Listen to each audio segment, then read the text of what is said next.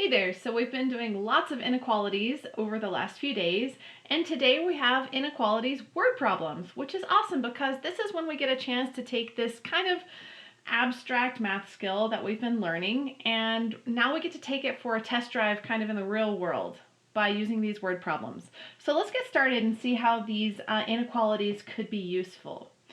So the first 10 are still a little bit abstract. They use words, but they're still not really real world situations. But once you get to 11 and later, they start to feel more like real world problems. And that's where it gets exciting for me. So you don't have to do this whole assignment. You're going to go through number 20. And you can see I have a few X'd out. Within those, you can skip number 14, 16, and 18. So I'm going to put that in the instructions also, but if you notice that I've forgotten, please send me a quick message, okay? All right. I would never forget. No, never. Let's get started. It says translate the verbal sentences into an inequality. Do not solve the inequality. Okay, no argument there. We're telling you to do less work. We just want you to set up the inequality. That's it. For numbers 1 through 10. Okay, so in number 1, it says x is at most 50. So it might be helpful to draw a picture. So I'm just going to draw a picture. So we have x. I'm going to write down my two values also. Basically, I'm going to have x here, and I'm going to have 50 here. And I need to figure out what inequality sign goes there. And of course, you have these 4 choices. Right? Those are our 4 choices. So if it says x is at most 50, okay, I'm going to put 50 on here. I'm not really graphing this. I'm not doing my closed dot, open dot, all that stuff. I'm just trying to picture what the problem is saying. It says x is at most 50. Okay, so 50 is the biggest that x would be. So if x is at most 50, then could x equal 60? No, because that's higher than 50. So this is the no zone over here. But down here where we have like 0 or we have 10 or 20, then it's a yes for x is at most 50. So x is these numbers here. So x is going to be less than 50, right? And now we have to choose between less than or less than and equal to. So to figure out this, if it says x is at most 50, could x equal 50? Yeah, it could. If it says x is at most 50, then it could equal 50. So in this case, we're going to have that or equal to also. Once you have this written, you're done. That's all you have to do here. Let's also do number 2. It says a number times -6 is no more than 48. Okay. So this one's just a little more complicated. Let's think about this. A number, so this is a random number. We don't know what it is. Maybe we'll represent that with an x. We definitely need a variable there. So we're a number times -6. A number times -6. So x times 6, the kind of normal way we would write that would be -6x. But if you wrote like x times -6, that would be correct also. But this is the way you're going to see it more often. Okay, so a number times -6, we have that written as -6x, is no more than 48. Okay, so what are we comparing this to? We're comparing it to 48, right? So I'm going to put 48 over here, and now we just have to figure out which sign goes in between. So let's see, a number times 6x is no more than 48. If you wanted to draw your number line, you could. If it's no more than 48, then we're talking about these numbers down here, not these numbers up here, right? Because if it's no more than 48, then it has to be less than 48. So -6x is less than 48. Okay, what about 48 itself? We need to figure out if there should be a line under here. So would 48 be no more than 48? Yeah, it would be. So you could have or equal to right there. Okay? Excellent. Let's also do number 8. See, we're also going to do number 8 and 9, just so that you know. Okay, number 8. When x is divided by 3, the quotient is more than 5. You guys remember what a quotient is? That's the answer in a division problem, okay? So x divided by 3, the answer to whatever that is the quotient.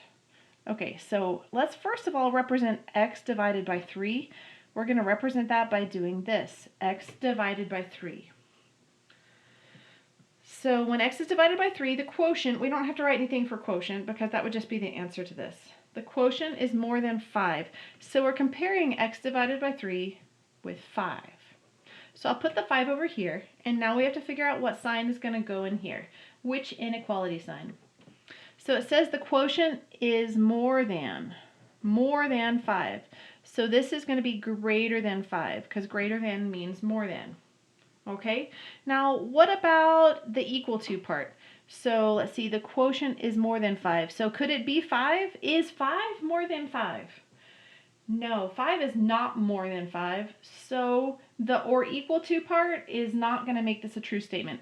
So we're going to leave that off. We're going to leave it as a greater than, no or equal to here. Okay, because 5 is not more than 5. Okay, there we go. Let's do number 9. Twice a number increased by 6 is at least 35. Okay, so we need to figure out a way to write this in math speak, and then 35 is what we're comparing it to.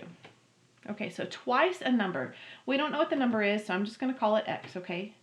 How do we represent twice a number? That would be 2 times that number, right? So I'm going to write 2x. Okay, so twice a number becomes 2x. Now we have to increase that by 6.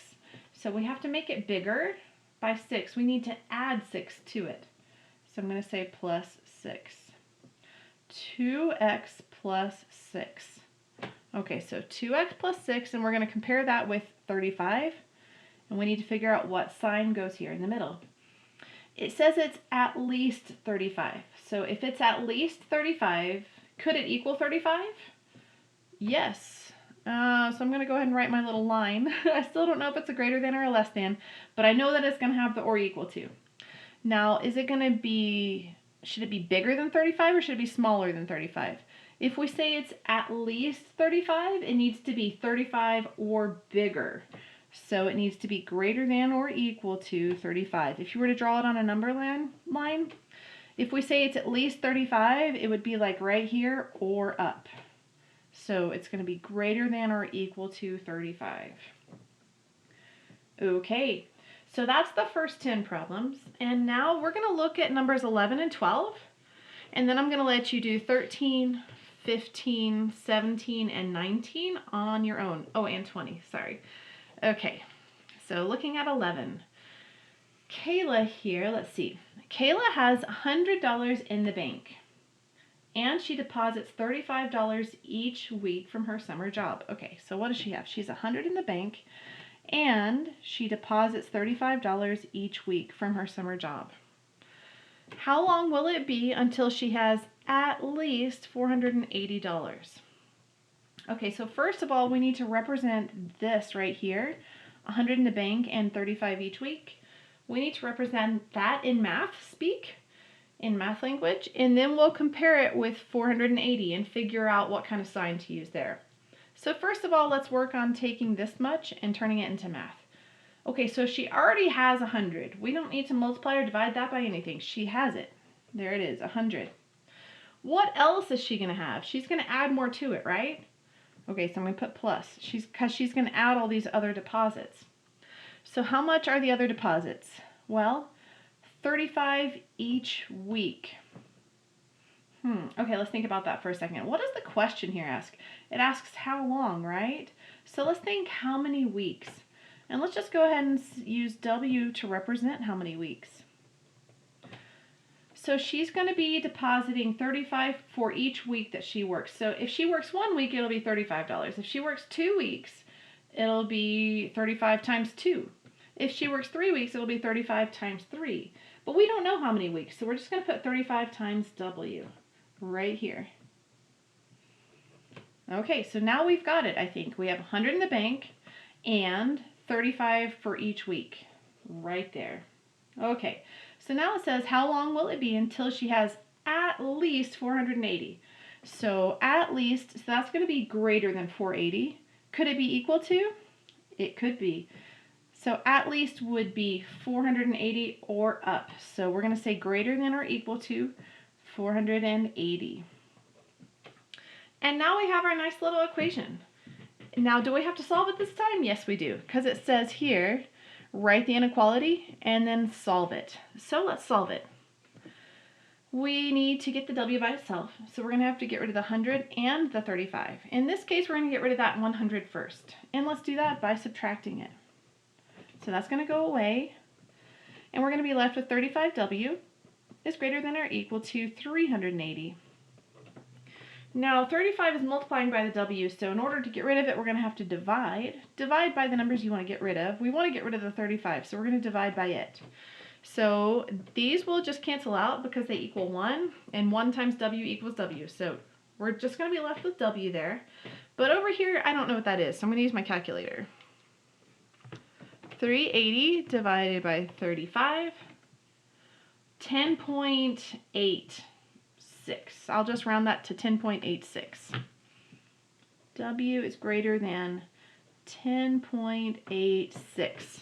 Okie dokie. So she has to work, oh, excuse me, I messed up my sign. When I brought it down, it was supposed to have the or equal to. So she has to work at least 10.86 weeks. You might want to just round that up to the nearest whole week. I don't know if her employer lets her work 0.86 of a week. I mean, it's possible, right? Maybe. But if you think that the question is asking just for whole weeks, you might say W is greater than or equal to 11, or you could say 11 or more weeks. And that's how I'm going to answer it right there. Okay? So that's how that works right there. She's going to have to work at least 11 weeks in order to save up at least $480. Okay, let's take a look at number 12. I'm going to sort of divide it up there. Okay. It looks like Amir had $19 to spend at the carnival for admission and rides. Okay, he has $19. All right. If he paid $5 for admission and rides cost $3 each, what is the maximum number of rides he could go on? Okay, so let's think about this for a second. He's going to pay $5 for admission. Now, is that something you have to pay over and over, or is that just a one-time thing? It's just a one-time thing. You pay your $5 and then you're good to go. You're in. But for the rides, they cost $3 each, so you have to pay per ride. So, and we're trying to figure out how many rides he could go on. So let's just go ahead and say that R equals the number of rides. Okay, so we have our 5, and then we also have to pay for however many rides we want to do. They cost $3 each. So if we went on one ride, it'd be 3 times 1, $3. If we went on 2 rides, it'd be 3 times 2, which would be $6. If we went on 3 rides, it would be 3 times 3, and so on, but we don't know how many rides. So let's just say 3 times R. And we write it like that, 3R. Okay, now we just wrote all of this out in math speak right here. $5 for admission and $3 each per ride.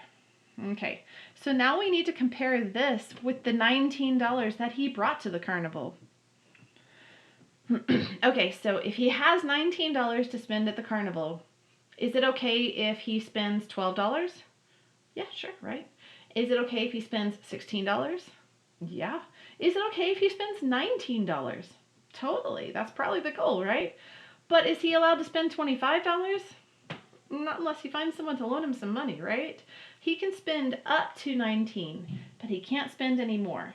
So we're going to say that all of this is the cost of what he's buying, is going to be less than or equal to 19, because he can spend up to $19 at the carnival because that's how much he has. Okay, so now we've done the hard part. We've written out the inequality. Let's solve it. We're going to get rid of this 5 first. We're going to be left with 3R is greater than or equal to 14.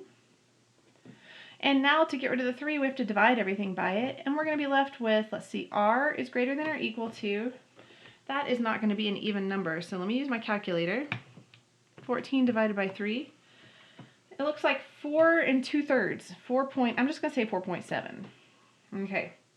So what is the maximum number of rides he could go on? Now, I wasn't sure about the weeks. Maybe she could work part of a week. But with a ride, you can't go on 2/3 of a ride. That just doesn't sound safe or doable at all. So he really can go on up to 4 rides.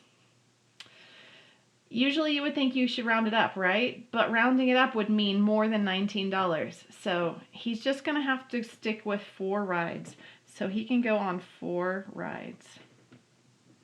And let's think about how much 4 rides would cost. You've got your $5 entry fee plus, and then 3 times 4 is 12 because each ride is $3. So 4 times 3 is 12.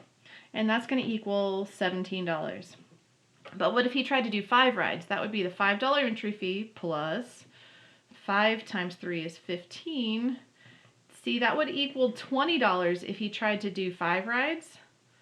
And he just doesn't have $20, so this is a no. He's going to have to stick with the 4 rides right here. Okay?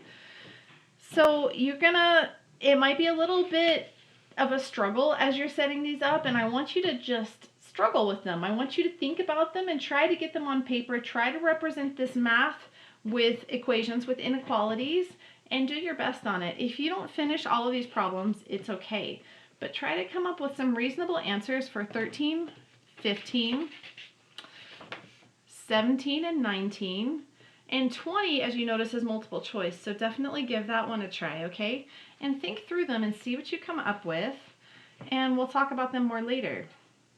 Okay, feel free to let me know if you have any questions.